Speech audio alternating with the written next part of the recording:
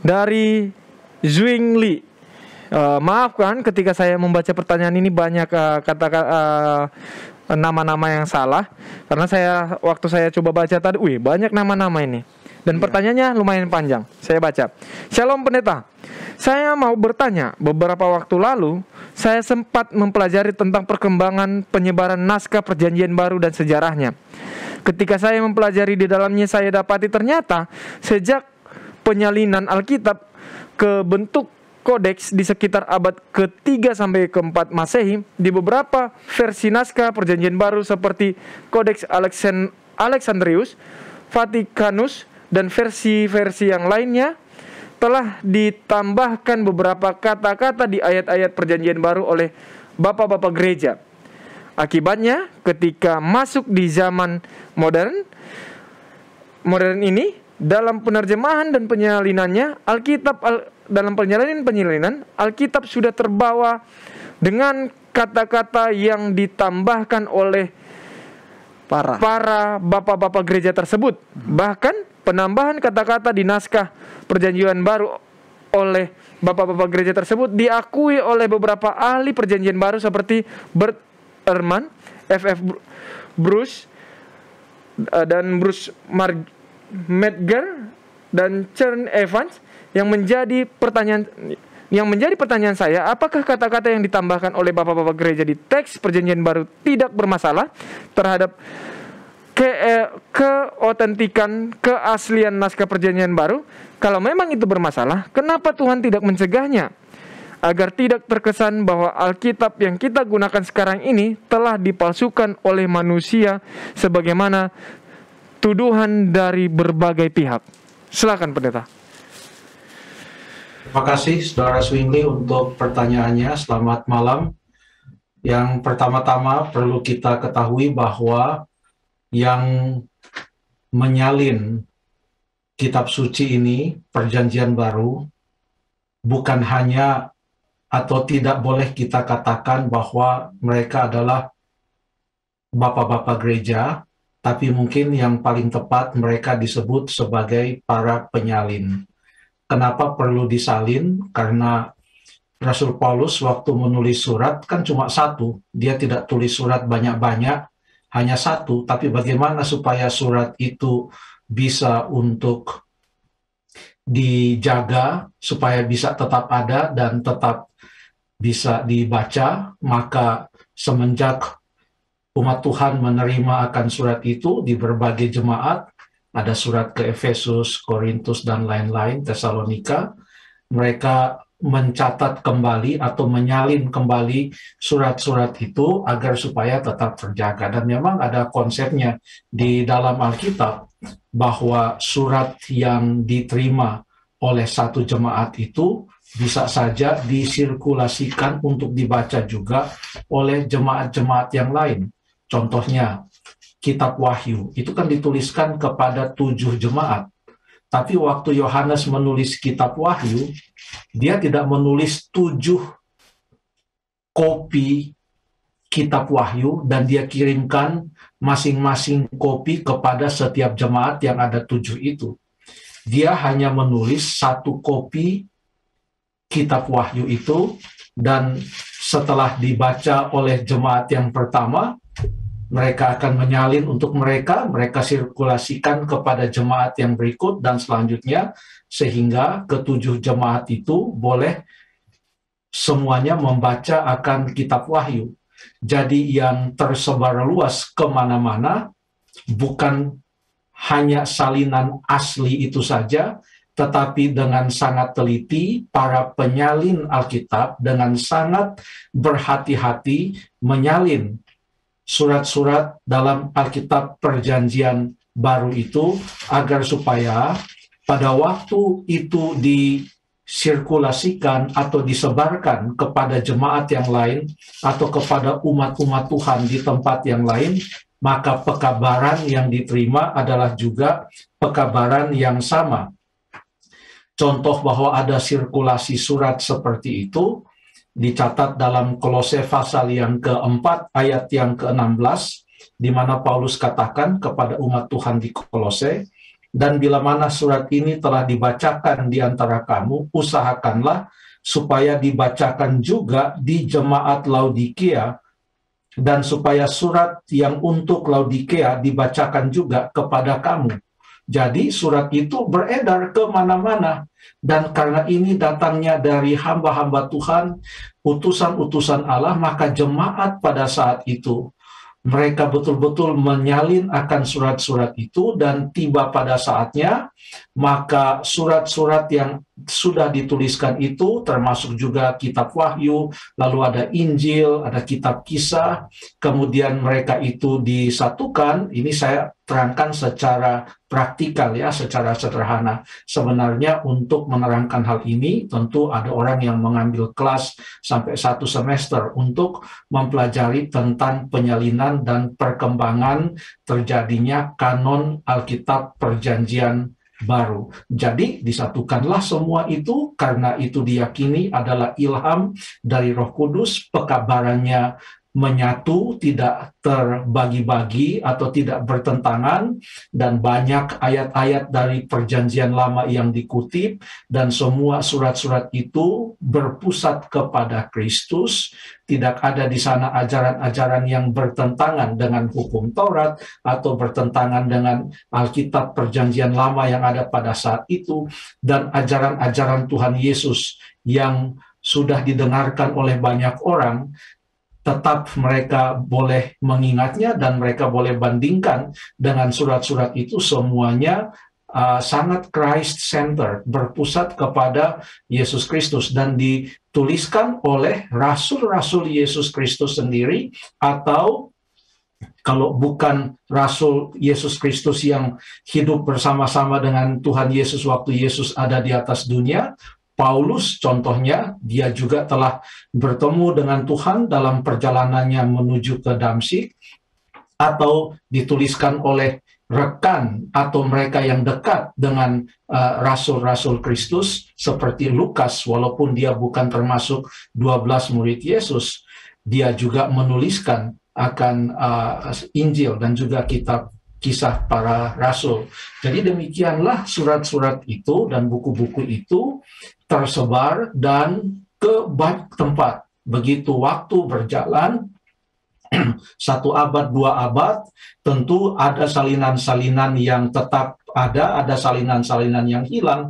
Tetapi yang ajaibnya adalah Alkitab yang kita pegang sekarang ini, tadi pertanyaannya adalah untuk Perjanjian Baru. Alkitab Perjanjian Baru yang kita pegang sekarang ini betul sudah melewati berbagai proses penyalinan, karena tulis tangan. Bayangkan, tulis tangan dari Matius sampai Wahyu dituliskan, atau hanya sepotong surat yang dituliskan, atau sepotong buku yang dituliskan, lalu kemudian masih terus terjaga.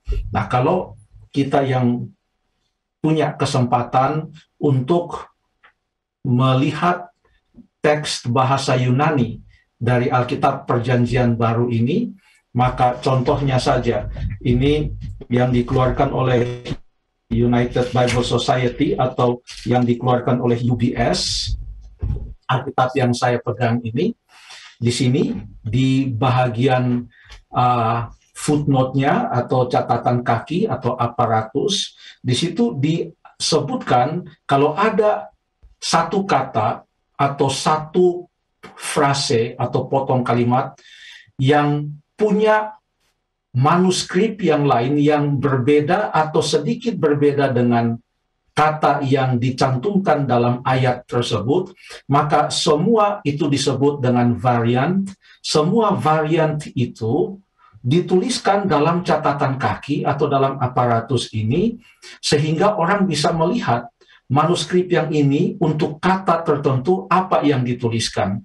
Naskah yang lain untuk kata tertentu pada ayat ini apa yang dituliskan. Semuanya ada, dan kalau dilihat, sekalipun ada 1-2 kata yang berbeda, untuk setiap buku ada berbagai variants, orang terus melihat apakah varians ini sudah lengkap atau masih ada lagi naskah yang ditemukan, dan semua dicantumkan untuk melihat apakah yang dituliskan itu beda jauh dengan apa yang ditemukan, maksud saya adalah apakah naskah yang kita pegang sekarang ini, kalau kita baca dalam bahasa Yunani, contohnya berbeda jauh dengan apa yang ditemukan di dalam manuskrip-manuskrip atau naskah-naskah yang sudah tersebar kemana-mana. Jadi ada suatu cabang ilmu Alkitab yang mempelajari khusus mengenai perkembangan atau penggunaan naskah, dan ilmu ini disebut dengan studi tekstual atau studi analisa tekstual yang melihat semua varian-varian tersebut. Jadi pada waktu penyalinan itu ditemukan di dalam studi ini bahwa para penyalin Alkitab itu adalah orang-orang yang takut akan Tuhan. Kalau mereka tidak takut akan Tuhan, dari manalah keinginan mereka untuk menyalin kitab itu menggunakan waktu, tenaga. Saya bisa bayangkan pada zaman dahulu dengan cahaya pada malam hari yang sangat minim, mereka harus menulis siang dan malam, mereka menggunakan waktu menulis dengan sangat hati-hati untuk memastikan bahwa apa yang akan mereka tulis dan disebarkan itu tepat seperti naskah standar dari mana mereka catat apa yang mereka tuliskan. Tetapi memang betul bahwa kenapa ada varian atau ada naskah yang memuat kata-kata yang berbeda. Ya, nanti boleh kita lihat satu contoh ya. Kenapa sampai ada demikian? Karena para penyalin Alkitab ini pun waktu mereka mencatat bukan hanya mencatat, mereka juga mencatat untuk sambil mengerti apa yang mereka catat. Pada waktu mereka catat, lalu kemudian ada suatu kata yang tidak jelas, karena ini kan disalin, dimakan waktu, itu papirus ataupun media di atas mana dituliskan kata-kata itu yang digunakan pada saat itu dimakan waktu, lalu kemudian ada yang tidak jelas, mereka harus bisa menentukan ini kata yang tidak jelas ini kira-kira kata apa. Lalu kalau mereka membaca naskah itu dan sambil mereka menuliskannya, menyalinnya, lalu kalau mereka menemukan ada kata yang sulit, mereka tidak akan langsung catat saja ini kata. Mereka coba untuk melihat apa kira-kira makna dari kata ini. Ada yang langsung mencatat saja karena bagi mereka ini adalah suatu hal yang harus kita pertahankan. Tapi ada juga para penyalin yang melihat bahwa nampaknya kata ini sulit untuk dimengerti, mungkin artinya ini. Makanya ada kata-kata yang ditambahkan tujuannya bukan untuk memanipulasi kebenaran, tetapi tujuan daripada para penyalin Alkitab itu bukan untuk memanipulasi kebenaran, tapi mereka berusaha untuk menerangkan apa yang menurut mereka sulit untuk dimengerti supaya kebenaran itu jelas. Tapi tidak pernah ada satu varian di mana ditemukan beberapa naskah di berbagai geographical area, misalnya bahwa sampai ada varian yang pilihannya itu sampai 1 pasal, 2 pasal, di mana di sana 1 pasal ini beda semua, di sini 1 pasal ini beda dari 1 pasal. Biasanya adalah yang ditemukan entah itu 1 kata, 2 kata, 1 anak kalimat, atau 1 kalimat, biasanya terjadi demikian. Nah, pada waktu para ahli Alkitab memutuskan untuk menyalin Alkitab ini di dalam bahasa Yunani, lalu kemudian dari bahasa Yunani diterjemahkan ke dalam berbagai bahasa, termasuk bahasa Inggris. Jadi yang aslinya bukan bahasa Inggris. Jadi Perjanjian Baru ya. Pada waktu itu dituliskan untuk dibukukan karena sudah diterima sebagai kitab suci, karena dorongan Roh Kudus yang begitu kuat, kebenaran yang ada di dalam Alkitab Perjanjian Baru ini tidak bisa ditolak, sehingga apapun yang mereka mau uji dari buku-buku itu, mereka mau tanya apakah ini berpusat pada Kristus, apakah ini sesuai dengan kebenaran kitab-kitab perjanjian lama, apakah ini ditulis oleh seorang rasul, apakah ini diterima di berbagai tempat pada masa jemaat yang mula-mula, semuanya diuji. Tidak bisa mereka menolak bahwa ternyata ini adalah betul-betul firman Tuhan. Lalu pada waktu mereka menuliskan, dengan adanya begitu banyak varian untuk satu kata atau dua kata dalam beberapa bahagian tertentu untuk setiap buku, mereka harus mengambil keputusan dari berbagai macam varian ini, kira-kira mana yang akan dipilih untuk digunakan di dalam ayat tersebut. Jadi setelah melalui berbagai macam proses dan analisa, maka ada beberapa ketentuan, kira-kira kalau ada 10 atau 20 variants, di mana masing-masing varian itu mempunyai satu atau dua kata atau tiga kata yang berbeda, bagaimana cara pemilihannya? Ini saya berbicara bukan seluruh Alkitab Perjanjian Baru ini beda.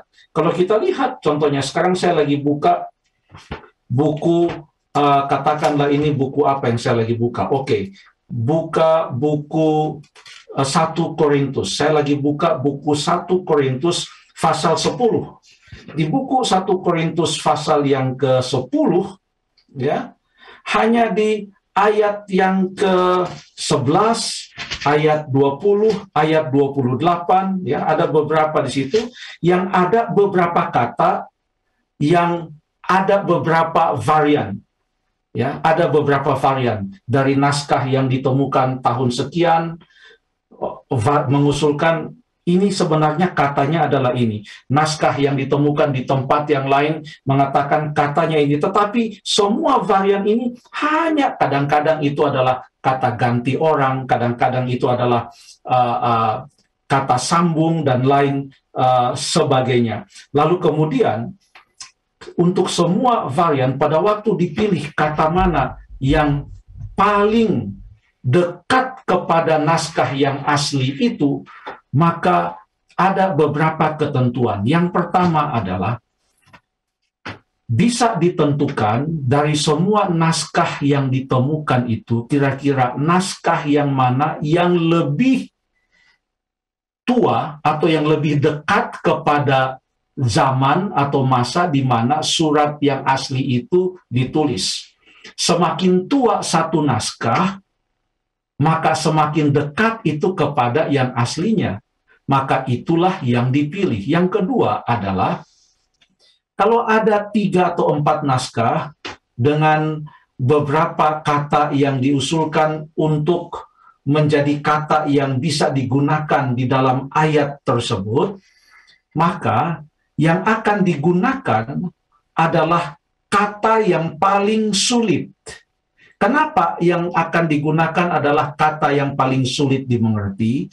Karena para penyalin Alkitab, pada waktu mereka menyalin, ada tendensi, kalau mereka pun sulit mengerti kata itu, mereka coba menambah atau menerangkan kata itu atau mengganti kata itu dengan kata yang lebih mudah supaya gampang untuk memahaminya. Jadi kalau ada 3 atau 4 varian di mana masing-masing ada kata yang berbeda, maka akan dilihat mana yang paling sulit kata atau frase itu. Itu yang artinya lebih dekat kepada yang aslinya. Kalau semakin banyak diterangkan, itu artinya para penyalin Alkitab itu sudah berusaha menerangkan itu, dan apa yang mereka terangkan, mereka tuliskan sebagai keterangan. Tetapi selalu yang dipilih adalah mana yang lebih sulit.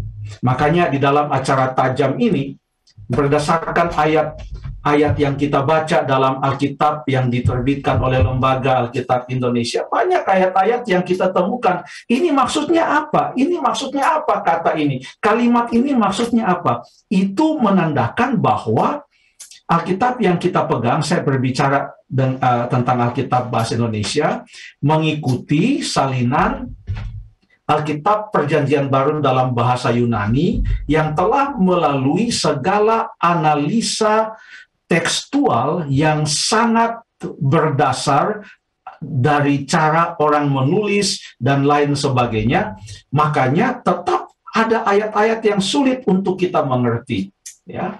Lalu kemudian yang berikut, kalau ada 2 atau 3 varian di mana harus dipilih mana kata yang akan digunakan dalam satu versi Alkitab Perjanjian Baru, maka akan dipilih kata atau kata-kata yang lebih singkat. Jadi kalau kalimat yang panjang 10 kata dalam satu varian, tapi dalam varian yang lain hanya ada 3 kata atau 4 kata, maka biasanya yang akan dipilih adalah yang 3 atau 4 kata. Kenapa? Karena yang 10 kata ini adalah si penyalin kemungkinan besar menambahkan beberapa kata untuk menerangkan 4 kata yang mungkin sulit untuk dimengerti, sehingga yang tadinya hanya 4 kata sekarang sudah menjadi 10 kata. Jadi yang dipilih adalah yang 4 kata. Kemudian yang berikut dilihat juga penyebaran dari naskah itu. Kalau naskah itu bukan naskah yang paling tua, naskah itu ternyata naskah yang ditulis belakangan pada abad yang ke-7 setelah Yesus naik ke sorga, atau abad yang ke-8 ditemukan dan dituliskan pada saat itu, lalu ditemukan, lalu kemudian itu pun katakanlah hanya digunakan di suatu tempat, dibandingkan dengan suatu naskah yang setelah dilihat ini adalah naskah dari abad, sebagai contoh ya, dari abad yang ke-3 atau abad yang ke-2, dan ternyata naskah itu ditemukan bukan hanya di suatu tempat, tetapi pada naskah-naskah yang lain yang sama dan cocok, maka tentu yang dipilih adalah yang tersebar lebih luas dan itu juga lebih dini atau lebih tua naskahnya. Kemudian yang berikut, kita juga melihat dari konteksnya. Dari konteksnya, sebab tidak mungkin suatu kata ada di sana, lalu beda jauh atau bertentangan sama sekali dari konteks Alkitab. Jadi inilah keindahan Alkitab, karena selalu kita harus baca Alkitab ini di dalam konteks pekabarannya. Dan tidak pernah ada varian yang betul-betul satu pasal seluruhnya beda, di sini satu pasal seluruhnya beda, hanya satu-satu kata. Jadi untuk itu, supaya kita mengetahui pekabarannya, maka kita perlu melihat akan konteksnya secara keseluruhan yang bisa menentukan kira-kira apa makna dari satu kata. Apakah kira-kira memang ini adalah kata yang paling dekat pada naskah yang aslinya, ya, pada naskah yang aslinya. Jadi itulah beberapa cara yang sederhana yang mungkin boleh saya bagikan, di mana kalau ada beberapa varian, bagaimana menentukan pilihan-pilihan. Sekarang berbicara tentang keotentikan dari Alkitab. Apakah dengan adanya berbagai varian ini Alkitab tidak otentik lagi? Perlu kita ketahui bahwa kita percaya kepada apa yang disebut thought inspiration, ilham pikiran, bukan verbal inspiration atau ilham dikte kata-kata. Jadi dalam thought inspiration itu, bahkan pada waktu penulisan naskah asli Alkitab oleh salah seorang rasul, ia tidak didikte dari A sampai Z untuk menuliskan kata-kata yang hanya didikte langsung oleh Tuhan atau Roh Kudus kepadanya, tapi pikirannya yang diilhami, sehingga pada waktu ia menulis kata-kata itu, walaupun dengan kata-katanya sendiri, pekabarannya pastilah pekabaran yang datang dari Tuhan, kecuali kalau dia kutip kata-kata yang ada di dalam Alkitab Perjanjian Lama, ya tentu dia akan mengutip. Itu pun ada yang ia kutip dari Septuagint yang sudah ada, atau dia baca naskah dalam bahasa Ibraninya, lalu kemudian dia terjemahkan itu menggunakan bahasa Yunani, dan hasilnya bisa saja ada 1-2 kata yang berbeda. Tetapi kata-kata yang berbeda itu tidak membuat pekabaran kebenaran firman Tuhan itu berbeda. Dan yang dijaga oleh Tuhan melalui Roh Kudus adalah pekabaran Alkitab ini. Dari saat Alkitab itu dituliskan oleh si penulis dan dikirimkan kepada pembaca yang pertama dan dibaca, sampai sekarang ini pekabarannya tidak pernah berubah. Sekalipun orang mau berargumentasi dengan mengutak-utik naskah ini, naskah itu, pekabarannya sangat otentik dan tidak pernah berubah. Jangankan penyalinan dari satu kopi kepada kopi yang lain, sebab tidak semua penyalinan dibuat dari naskah yang asli. Tetapi naskah yang aslinya dikopi, mungkin kopi yang ini dikopi lagi, tetapi dalam semua perjalanan pekabaran Alkitab dari perjanjian baru ini, tidak ada satupun pekabarannya yang melenceng dari saat itu dituliskan pada aslinya kepada pembacanya yang mula-mula. Jangankan penyalinan, saya katakan tadi. Di dalam penulisan yang mula-mula itu saja, kalau Rasul Yudas, ini bukan Yudas Iskariot ya, ini adalah Yudas saudara Yesus, dan Rasul Petrus contohnya menuliskan hal yang sama, dan mereka katakan kata-kata ini dituliskan atau disebutkan oleh rasul-rasul. Bisa saja, walaupun bisa saja yang dikatakan oleh Petrus atau tuliskan oleh Petrus dan dituliskan oleh Yudas, walaupun sama pekabarannya, bisa saja ada satu dua kata yang beda. Coba kita lihat contohnya ya, kita lihat contohnya. Ini dalam penulisan yang awalnya ya, penulis yang mula-mula itu kepada pembaca yang mula-mula. Coba kita baca satu contoh. Baik Petrus maupun Yudas menuliskan hal ini sama-sama. Jadi coba kita buka di dalam 2 Petrus pasal yang ketiga. 2 Petrus pasal yang ketiga, ayat yang ketiga, atau ayat yang kedua dan ayat yang ketiga. Para pemirsa umat Tuhan, sama-sama kita buka Alkitab kita ya.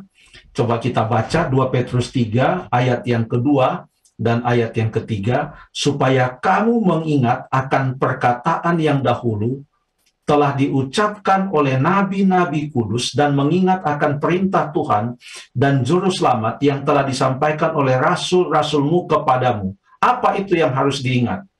Ayat 3, yang terutama harus kamu ketahui ialah bahwa pada hari-hari zaman akhir akan tampil pengejek-pengejek dengan ejekan-ejekannya, yaitu orang-orang yang hidup menurut hawa nafsunya. Ya.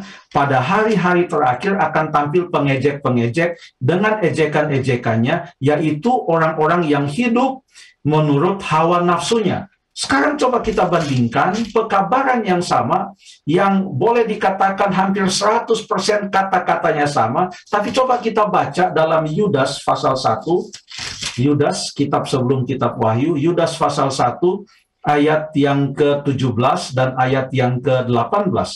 Tetapi kamu, saudara-saudaraku yang kekasih, ingatlah akan apa yang dahulu telah dikatakan kepada kamu oleh rasul-rasul Tuhan kita Yesus Kristus, sebab mereka telah mengatakan kepada kamu. Lalu apa yang dikatakan? Menjelang akhir zaman akan tampil pengejek-pengejek yang akan hidup menuruti hawa nafsu kefasikan mereka. Sekarang kalau kita bandingkan kedua pekabaran ini, baik yang dikatakan Petrus maupun Yudas, pekabaran yang sama, bahwa akan tampil pengejek-pengejek pada hari-hari terakhir, kata Petrus, tapi dikatakan oleh Yudas pada akhir zaman, lalu kemudian dua-duanya mengatakan pengejek-pengejek yang hidup menurut hawa nafsu. Yudas mengatakan demikian, demikian juga Petrus mengatakan demikian. Petrus mengatakan pengejek-pengejek dengan ejekan-ejekannya, sementara Yudas tidak mengatakan pengejek-pengejek dengan ejekan-ejekan, hanya pengejek-pengejek saja. Yudas mengatakan hawa nafsu kefasikan, sementara Petrus mengatakan hidup menurut hawa nafsunya. Apakah ini menandakan bahwa salah satu di antara mereka tidak diilhami oleh Roh Kudus? Bukan. Kenapa? Karena yang kita percaya, dan memang demikianlah Alkitab ini terjadi, bukan karena Tuhan mendikte atau langsung diturunkan satu kitab ini dari sorga sehingga itu tidak mungkin ada kesalahan-kesalahan satu dua kata dan lain sebagainya, dan mungkin bukan kesalahan kita, tidak mungkin ada perbedaan penggunaan kata, bukan perbedaan kebenaran, karena Yesus Kristus adalah kebenaran. Jadi kita melihat di sini Petrus dan Yudas menyampaikan pekabaran yang sama, tetapi ada satu dua kata yang berbeda, tapi perbedaan itu tidak membuat pekabaran itu jadi berbeda. Dalam penyalinan contohnya, di dalam kitab Wahyu pasal 22 contohnya, Wahyu pasal 22 ayat yang ke-14 dalam Alkitab bahasa Indonesia kita mengatakan, berbahagialah mereka yang membasuh jubahnya, mereka akan memperoleh hak atas pohon-pohon kehidupan dan masuk melalui pintu-pintu gerbang ke dalam kota itu. Dalam versi bahasa Inggris, ada versi bahasa Inggris yang mengatakan, blessed are those who wash their robes, artinya yang membasuh jubah mereka. Tapi ada Alkitab bahasa Inggris, versi bahasa Inggris yang mengatakan, blessed are those who keep the commandments of God. Kenapa ada blessed are those who keep the commandments, dan mengapa ada versi bahasa Inggris yang mengatakan happy are those who wash their robes? Sementara Alkitab kita yang bahasa Indonesia adalah berbahagialah mereka yang membasuh jubahnya, bukan berbahagialah mereka yang menuruti perintah-perintahnya. Saya perhatikan bahwa ternyata ada varian beberapa naskah. Di satu naskah disebutkan di sana menggunakan kata tas stolas. Jadi tas stolas atau kata stolas, tas itu adalah dia punya accusative article, kata stolas. Sementara di naskah yang lain menggunakan kata entolas. Jadi mirip stolas dan entolas. Kalau menggunakan kata entolas, berarti yang dibicarakan adalah hukum-hukum, ya, yang melakukan perintah-perintahnya, entolas. Tapi kalau dikatakan stolas, maka artinya yang membasuh jubah, karena stolas, stole artinya jubah. Namun ini dua kata yang hampir sama. Bisa saja penyalin Alkitab itu memilih stolas, walaupun dia lihat entolas, atau mungkin dia pikir itu adalah stolas, atau dia pikir itu adalah entolas, padahal stolas, atau sebaliknya dia pikir itu stolas, atau padahal itu adalah entolas. Kalau mau diuji berdasarkan konteks kitab Wahyu, sebab tadi kita pelajari, yang penting kita lihat apa konteksnya. Konteks kitab Wahyu mendukung kedua-duanya. Kenapa? Karena di dalam kitab Wahyu sama-sama berbicara tentang membasuh jubah supaya bisa selamat. Lalu yang kedua, juga menuruti perintah-perintah Allah. Dari mana kita tahu? Contohnya, dalam Wahyu pasal yang ke-7, ayat yang ke-14, tentang orang-orang yang selamat, yang berdiri di hadapan takhta Anak Domba, dikatakan mereka ini adalah orang-orang yang keluar dari kesusahan yang besar, dan mereka telah mencuci jubah mereka dan membuatnya putih dalam darah Anak Domba. Si penyalin Alkitab kan sebelum datang ke pasal 22, waktu dia salin belum ada pasal-pasal, ya, semuanya satu aja begitu. Lalu kemudian dia sudah tahu bahwa dia baca, berbahagialah mereka yang membasuh jubahnya. Jadi pada waktu dia lihat di sini ada mirip stolas dan entolas, dia bisa saja sudah menuliskan itu, berbahagialah mereka yang membasuh jubahnya, karena ada dalam Alkitab, kitab Wahyu itu sendiri berdasarkan konteks.